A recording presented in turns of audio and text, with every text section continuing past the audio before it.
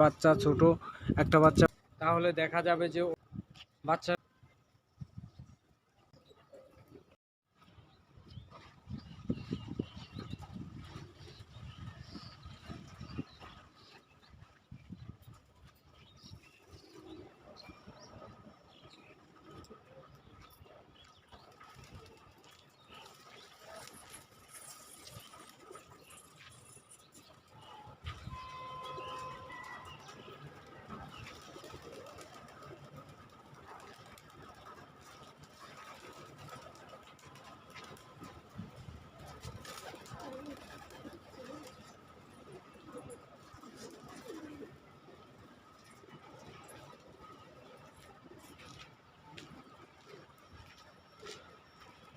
আসসালামু আলাইকুম।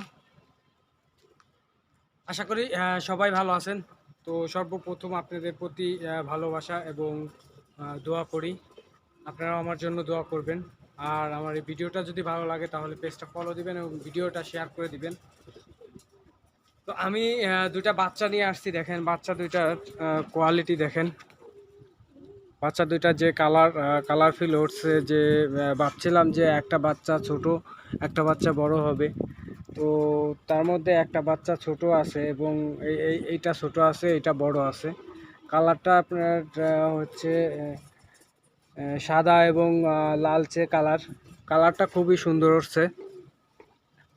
তো এরকম বাচ্চা যদি আপনারা পেয়ার করতে চান তাহলে আপনাদেরকে পুষ্টিকর খাদ্য খাওয়াইতে হবে কবুতরগুলার, এবং বাচ্চাগুলা ঠিক আছে কিনা এবং মশা লাগে কিনা।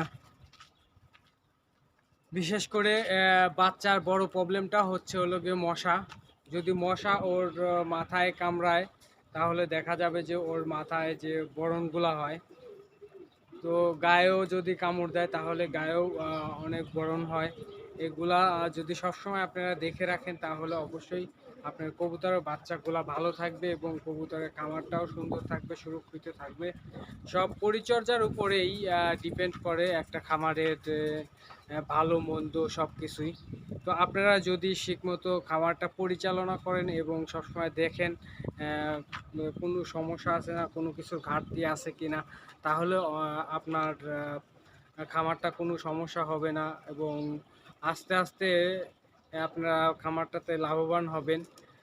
তো আমি জানি অনেকেই বলবেন যে কবুতরের খাবারের দাম তো অনেক, ভাই এটা পোষা লস। আসলে যারা কবুতর পালন করে তারা যত দাম হোক বা শখের জন্য দুই এক জোড়া পালন করবেই।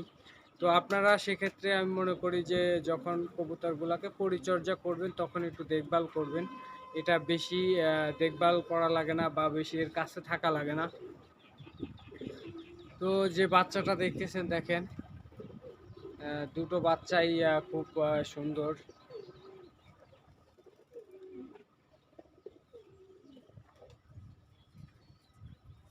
বাচ্চাটা দেখেন কোয়ালিটি কি।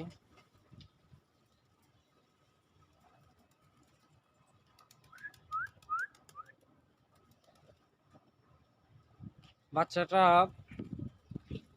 দুটো দেখতে অনেক কিউট হয়েছে।